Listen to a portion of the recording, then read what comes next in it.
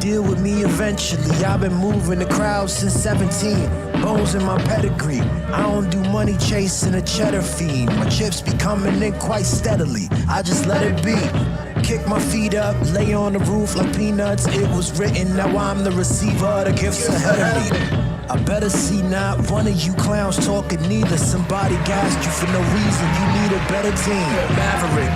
They like Billy, chill, you too passionate. Your verses hit like church and purpose immaculate. Man carry his cross too well, they gon' call it sacrilege. I freed myself, broke the whole Matrix on accident. Applause, what up?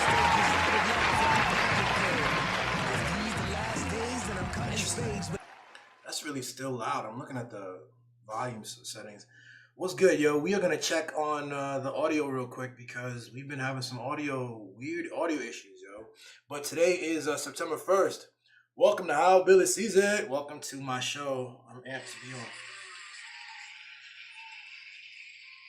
All right. That's really still loud. All right. We're good. What's going on, y'all? We're gonna check on the audio. Pause this. And we're going to start the show. Applause. Mic up. How's it going, yo? Yeah, September 1st, as you see on the bottom right, it is Say It September. Say It September. Applause. Ooh, yeah.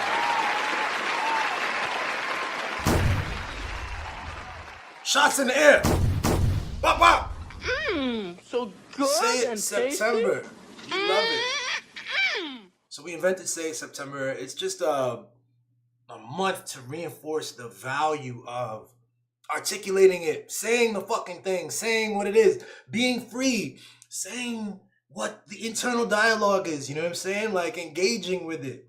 So we're doing that, man, and I'm feeling good. I'm glad I took a break. I took a little break. I haven't been on since, or at least for this show, I haven't been on in at least a month, at least in this month, for a month.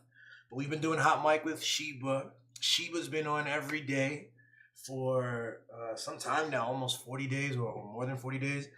The plan is to be on for her for 111 straight episodes. You know what I'm saying? She's been rocking, really challenging herself and bringing all kinds of, all the beautiful stuff that I get to see that most people don't get to see. She's been engaging with it and talking about it publicly. And it's been dope. And meanwhile, I've been chilling and creating, but also relaxing. And that's been dope too. Applause for that. People don't know, man, the value of relaxing. I'm trying to get this mic at the right level. All right, here we go. The value of relaxing. I certainly didn't. I didn't know the value of relaxing. I undervalued it. I devalued it. I saw dead time as dead time, even that language, right? Dead time, dead space, empty, unproductive space, Nah, man, so good to be in a place of like being able to see the value in rest and how it replenishes even the more productive stuff, the quote unquote productive stuff. But it's all one thing. They feed into each other. It's all one thing, bro. You can't talk about productivity without talking about rest. Everything has to rest, Like when you realize that you are just another one of the everythings. And you're a human and you need to rest, yeah. You need to rest. So yeah, we're back on, man. I'm trying to get back on more consistently. So Say It September is on, yo. It's on. I'm really amped for it. And I was trying to think about what to talk about today, right? One of the challenges too, man, on this is like, I have this belief that every time I get on, I have to be involved in some kind of profound conversation, yo. I gotta say something profound. And that's like a weird burden that I put on myself, when I had to really analyze it and talk it out with Sheba too. But for me, it was coming to the head. It's related to the rest thing, right? It's related to this idea of perfectionism, right? This idea of getting it right all the time.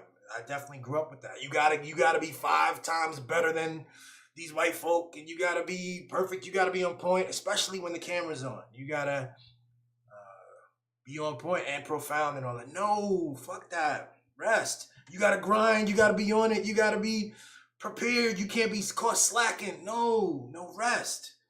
Rest. And profound, like, to realize that, like, yo, I can't help but be profound. That's what I do. I come up with, I engage with reality and have interesting ways of describing it. And when you really engage with reality, like, I've been so curious and I've experienced so much of reality. I've challenged myself to experience it that so much that you experience it differently. You see it differently. And I am now, and I continue to be in awe of it. I continue to marvel at it. And I continue to have a unique approach to describing it as it continues to evolve. And so that's good. It's good enough. That's as profound as it needs to be. You know what I'm saying?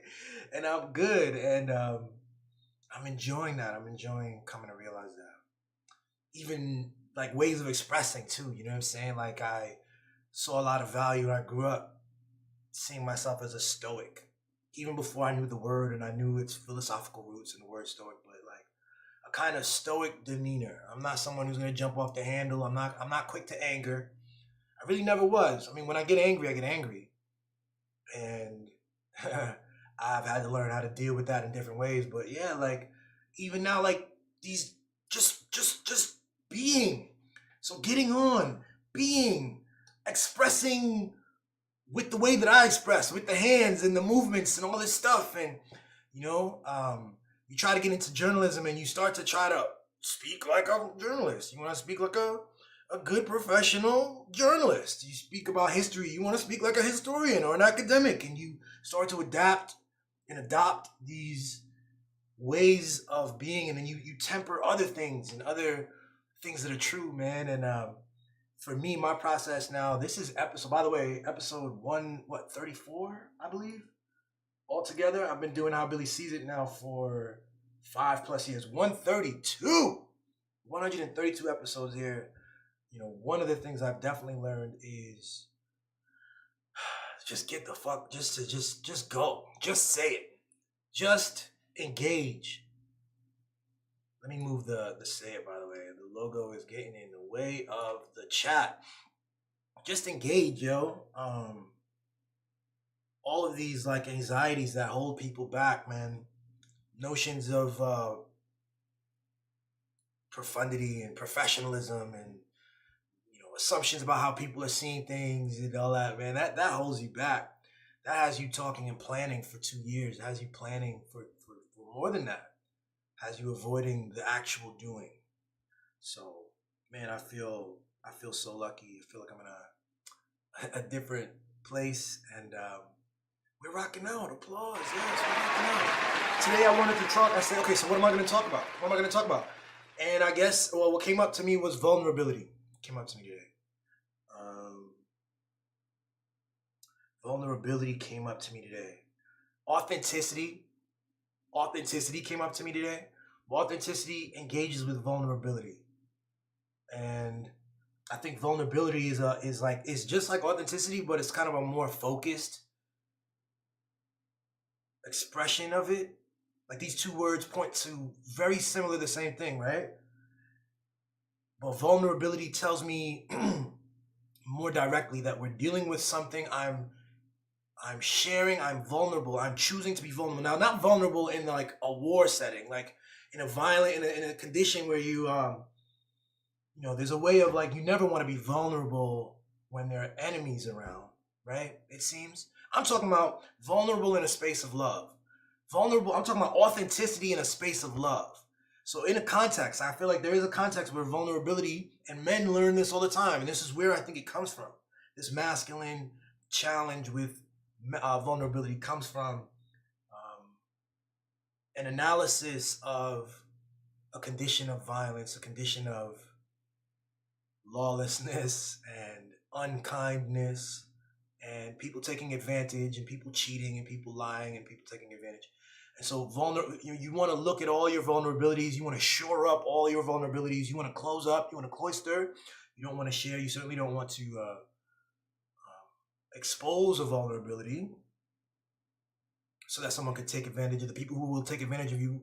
Now you've done their work for them, right?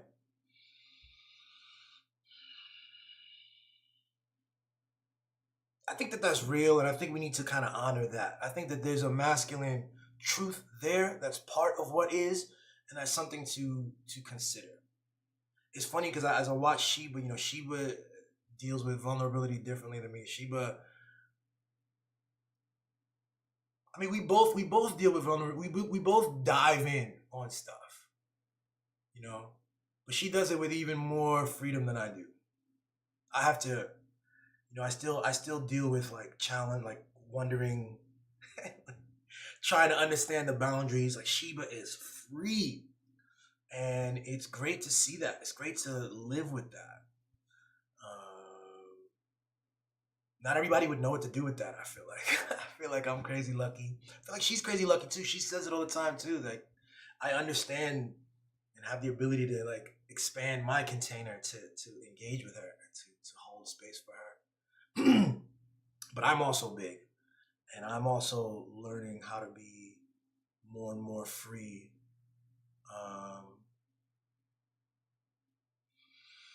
And to be authentic, very important. I've done a whole episode on authenticity. I don't really want to get into it here, but vulnerable, let's go back to that. Vulnerable is like a word that points to authenticity, but it's expressly and intentionally opening the self to.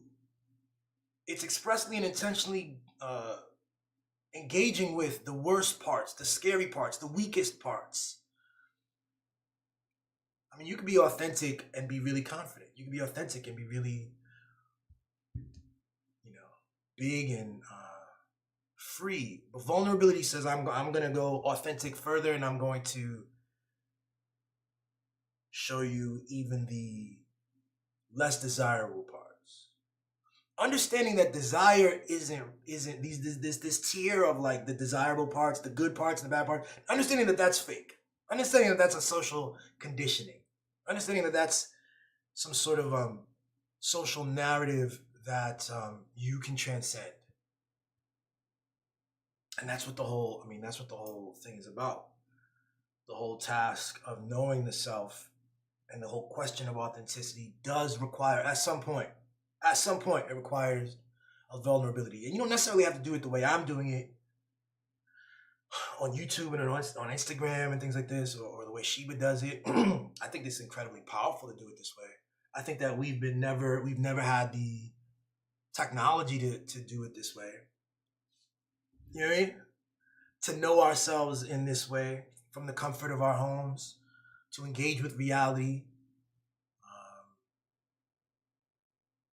So I enjoy it, but I also, I go back and forth. I also have so many other outlets. I opened up an outlet for myself a couple of years ago with music. I've been able to engage in that, learn so much about myself further there.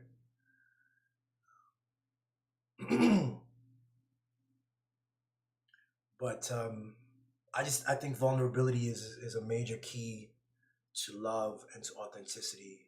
And I think men, quite often, we struggle with it because we've been taught to look at it entirely and solely as a bad thing. It's that first lens that I described, the lens where vulnerability leaves you open to pain and leaves you open to abuse and being taken advantage of. But that there's other lenses to vulnerability and that we should engage with it. Real talk. You're not a full. Your fullness is in that space, is in that shadow space, in that closet. Let me check the chat real quick. Let's see. Sheba says, "Say it, September. Love it. You are minding the gap very well. Resting, playing, enjoying. Thank you, my love." She says, "Yes, you're naturally profound. Like you just being yourself is groundbreaking." Thanks, babe. I mean, that's a powerful thing to feel and to know. You know what I'm saying? Like, at least for me, it is. You know, it really isn't that difference between, as I've said before. You know, I was raised on like fake it till you make it. Fake it till you make it requires this measurement, this constant. You're measuring, you're performing something, you're faking something. You have to, you're attaching yourself to some sort of an ideal, and then performing that, faking it, keep doing it, faking it until you make it. Until one day you're that thing. Man, I think there's truth to that. I think that's true. That's real. The fake it till you make is one of those few phrases that is actually meaningful in a way. It actually does point to something powerful. Fake it till you make it. But I do think that one of the challenges with fake it till you make it is that all the while when you are faking it, you are still performing, and you are still seeing yourself as, you're still seeing the thing as an extension, as an external something that has to be reached. That the way to it is you can go even quicker by simply being it. Just make it. Fuck the make it part. Just make it. I'm sorry. Fuck the fake it part. Just make it. Fuck the fake it part. Just make it. Just get in there. Perfect.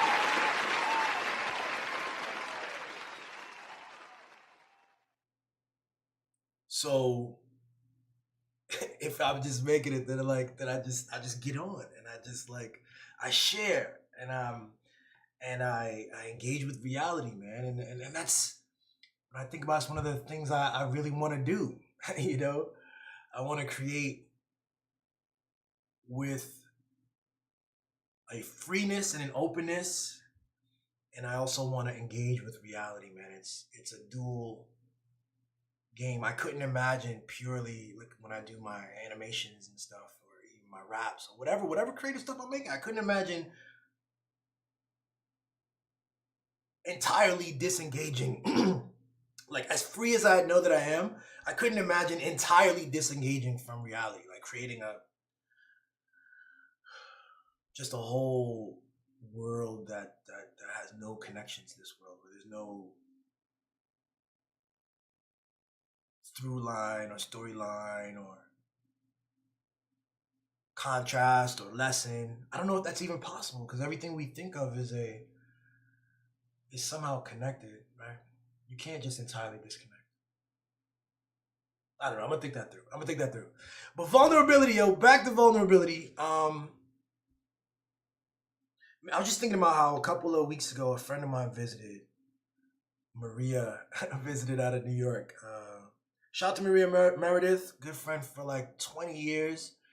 And our friend, Shantae. We all kind of knew each other from the same time, way back in DC. And Shantae's out here in Baltimore, but Maria visited, and we hung out. We played some spades, as we typically do.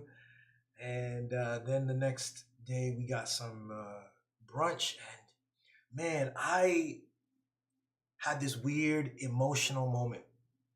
And I'm going to be honest, I've been having more of these emotional moments in my 40s than ever before. In my late 30s and 40s than ever before. But somehow, I don't know how we got to it, but they were talking about how much, how great it's been to be friends and 20 years together, and just paid me the dopest compliment, that I'm a good person, and that my heart is good, and that I care about things, and that's why the friendship to them is so important. And I'm sitting there with my bagel and my little tart joint and a coffee, and I start crying, bro. I could feel it welling up. I could feel it. Like, I saw in their faces, they were very genuine, and so I started feel it, and I'm like trying to slow it down and stop myself from crying, and then I just start crying for a good 20 seconds, bawling and trying to cover it up, but can't. And then they got up and hugged me, because I was having a moment. It was clear I was having a moment. They got up and they both hugged me from around the table and all that stuff. And very unexpected moment. But it showed me, as I tried to think about it, sometimes it's great to just not think about shit and just let shit go. I tried to think about it. I realized that that was an expression. First of all, I'm grateful to them for their honesty and their friendship. But I was also like, I'm starved for that. Like I get so much validation from my wife. And that's super important, and I'm so grateful for it.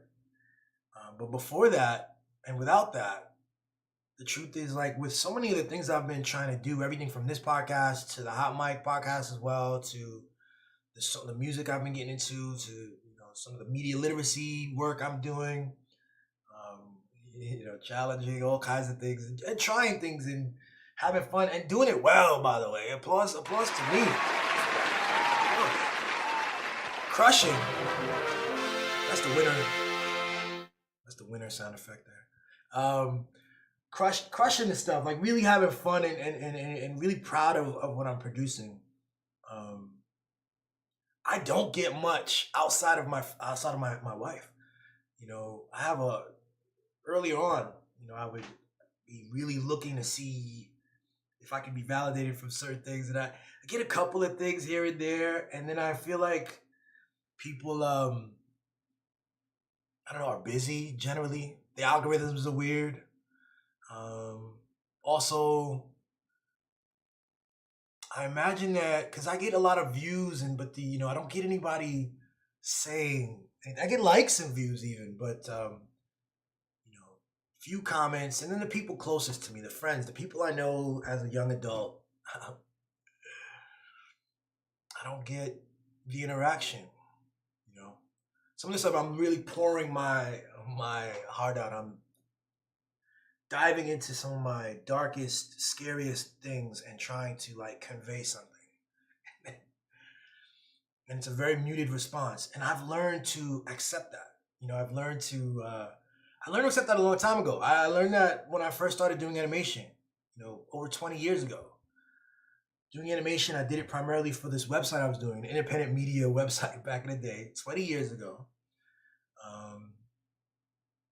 And seeing that people, there's very little love and support in that way, and I developed a tougher skin for that. I learned to stop kind of expecting that. I see other people too. I see artists that would get really upset from this kind of thing. They would post on Facebook a big, all caps, angry post about, lack of support from family and from friends and things like that. And I always saw that as no, I'm never going to do that.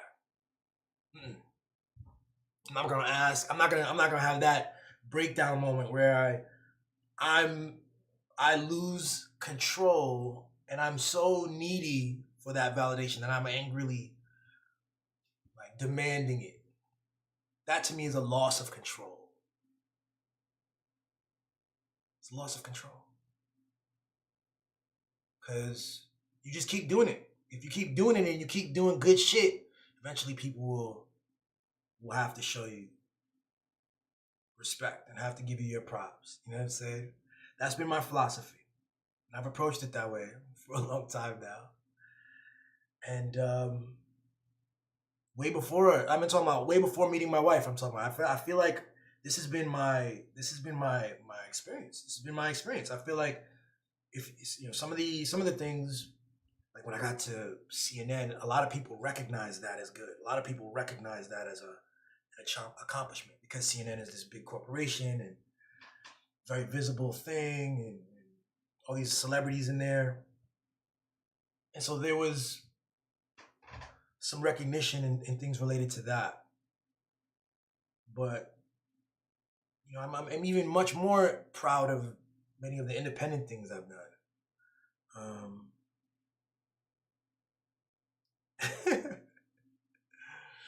And just as I said, I've developed this ability to.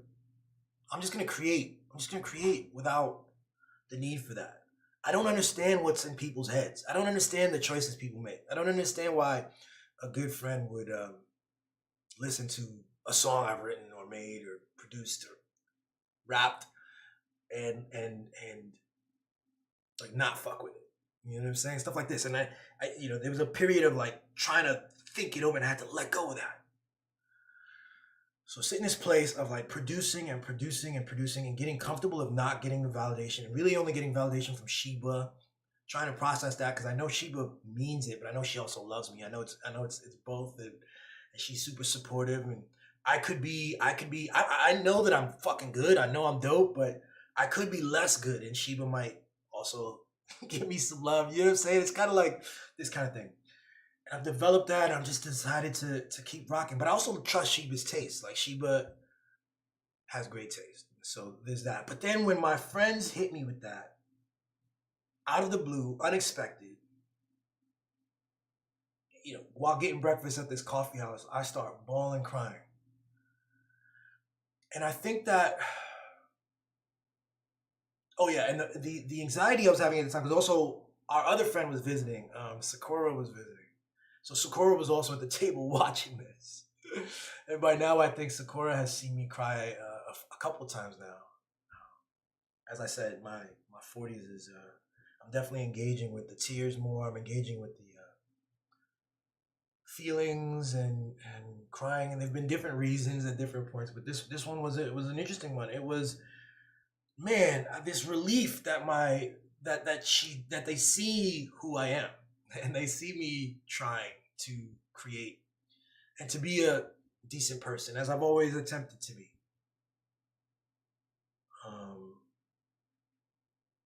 It was a moment of vulnerability, and I had to learn to, like, first I'm looking at Sakura like, oh no, I'm crying in front of Sakura again. And these people at the coffee house, and I had to like let go and just be like, yo, thank you, and really be in the moment and accept the compliments that I was receiving, that I wasn't used to receiving, And what was beautiful, my wife is there smiling, laughing, and she tells me, you're going to have to get comfortable with receiving compliments. I mean, more and more people are going to see your shit, your work. More and more people are going to see your art, your work, your journalism, your creativity,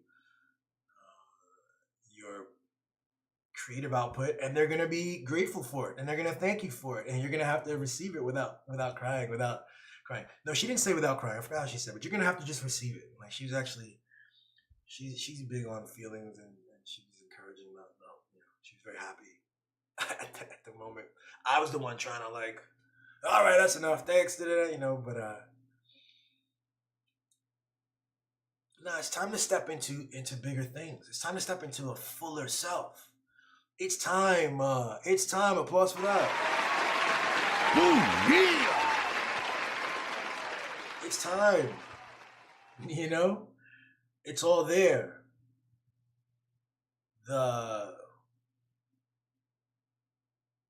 The expression of the angry thing on Facebook, I don't know if that'll ever be me. I don't know if I'll ever hit send on that. I don't even have that feeling anymore. I used to have that feeling. I never hit send on one of these, by the way. Because I have this feeling like, yo, where's my... the expression of crying is something I'm definitely like down to accept, particularly in that context. It wasn't pain, it wasn't some sad feeling or memory. It was like, I'm grateful for your friendship. I'm grateful for what you're saying about me. Thanks for seeing me and saying nice things about me and about the things I do and who I am. I'm grateful for that. And I just feel like, as a black man in particular, because I'm no different than so many other humans, men, and black men in particular. And the black men experience some of our definitions, man. Some of our definitions don't allow us to receive. They don't allow us to receive. They don't allow us to laugh and to cry and to feel and to engage deeply. We have all these blocks. Again, even the angry Facebook expression. If I would have posted that, at some point, that would have been okay. You know what I mean? And then my friends in that circle would have known something more about me at that time had I done that. You know what I'm saying? They would have known about that frustration, while instead I'm trying to perform this. I'm above frustration. I don't get frustrated. I just create. I'm dope. I'm confident. That performance. I see value in that performance, and I also see how that's limited. And as I said, in terms of like, the world gets to know that feeling. Everybody, like the people at the table, Sakura, Sheba, Shantae, and Maria, we had a moment. We had a moment. You know, it was another great moment after 20 years of friendship. We had a moment the night before playing spades, but the vulnerability allowed us to. My vulnerability in that moment was different for everybody at the table. That's why they, you know, and it just like it's real. It's what is. You know, there's something crazy about like leaning into what is. I feel like that's a consistent refrain in this show, the How Billy Sees It show.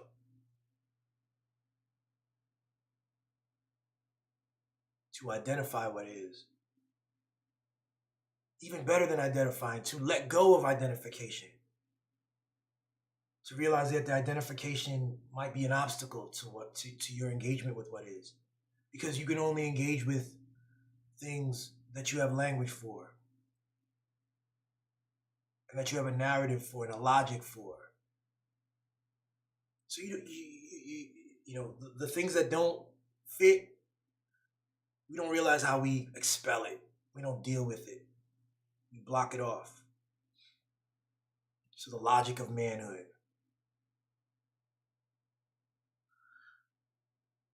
I think a lot's been changing. I think the logic of social media has changed. These things exist, and then there's like frameworks that the companies who create them try to build. There's cultures that develop. There's a culture on Twitter. There's a culture on Facebook. There's a culture on YouTube, Instagram, TikTok. These are all, and there's subcultures within that, right? But I think the logic of social media has adapted to be more, at least on my profile, there's a lot more love and sharing of like positive words. I don't know. I think there was a time where there was a lot of like trying to like, we talked like early social media was a lot of trying to present the best self. And I think that makes sense. That's actually a natural, that makes sense. It's like if you're inside all the time and you go outside, there's a different environment. There's people, you've got the external gaze, and this is new, and you're going to people have very few things to know about you. You're going to want the best foot forward, you know? First impressions, blah, blah, blah. Second impressions, yeah. And I just think with the ubiquitous nature of social media now, it's like 2.0, 3.0. It's not the early stages. It's everywhere. It's got multiple forms, multiple formats. People are going to be less interested in the more polished stuff. It's just, you're going to want to see the wrinkles. You want to see the crinkly parts. Twitter, in one way, as ugly as it is, I hate Twitter. That's my least favorite one. I think it's dark in some spaces. I think that you can feed like the language there, the people, their motives that are hidden behind the language. I think it feeds some weird dark stuff sometimes. It's weird. But I do think there's something clarifying about it. Something true about it. Clarifying. You know, when Elon Musk tweets all his weird shit, his support for keeping German ethnicity, German European ethnicity pure. These guys who have all kinds of terrible takes, you know what I'm saying? It's clarifying in a way that 20 years ago, these things would have simply been in the heads of people, not fleshed out. The challenge is, I think things are colliding, but they're not. On social media, on Twitter in particular, two ideas collide, but they're not.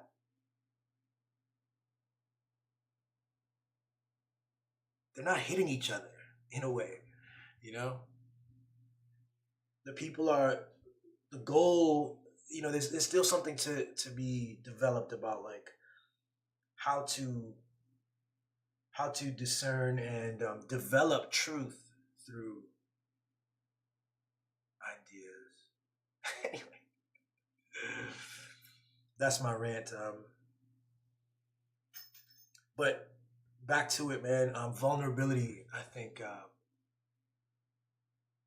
Yeah, that's what's missing on Twitter, right? Twitter is a bunch of like confident takes and here's what I'm seeing and here's what I know and oh, let me make fun of this person and tag this person and I engage in it too. There are people who I think are terrible on Twitter. For the most part, I'm responding to something terrible and blah blah blah. But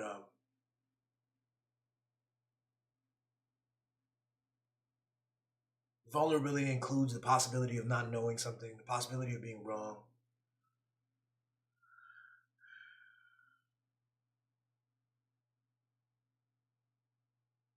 Yeah.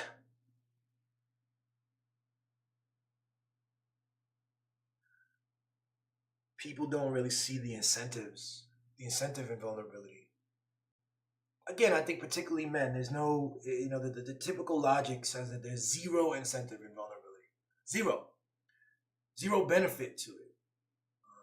So it becomes a feminine space. That's how we view it. Very strange. Something we got to change, yo. But all I'm saying here is I'm bringing it up. I'm using myself. I feel like this show, a lot of the times, I'm talking about things that are going on in the world, but I'm trying to give it to you through my lens, and I'm trying to explain to you what my lens is. There's a reason I have the lens that I have. And to just tell you facts or tell you a bunch of bullet points, talking points, to just throw out words at you without engaging with who I am, what my vulnerabilities are, you know what I'm saying, means that I'm just giving you sort of it's not the deepest level of the conversation, I think that there's levels to conversation. I think there's a very shallow level where two people throw words at each other. Like I have a set of words, you have a set of words, and we're just gonna throw words at each other, like javelins at each other. And then you got a word, okay, your words. And then there's a deeper level where people are engaging with their perspectives, not the words. The perspective. Who is the perspective saying this? And that's what so when you get into who is the perspective of the person saying that, what is the perspective? Who is the authentic person? Who is the genuine person? What motivates the words? That's obviously, I think, the next progression towards like quality conversation and towards knowing truth and towards engaging with each other and seeing each other beyond words. So for me, this show is like often like seeing myself beyond words. I get on, I use words, I say the things that are in my head, I let it flow. I try to be free to allow like the tangents, like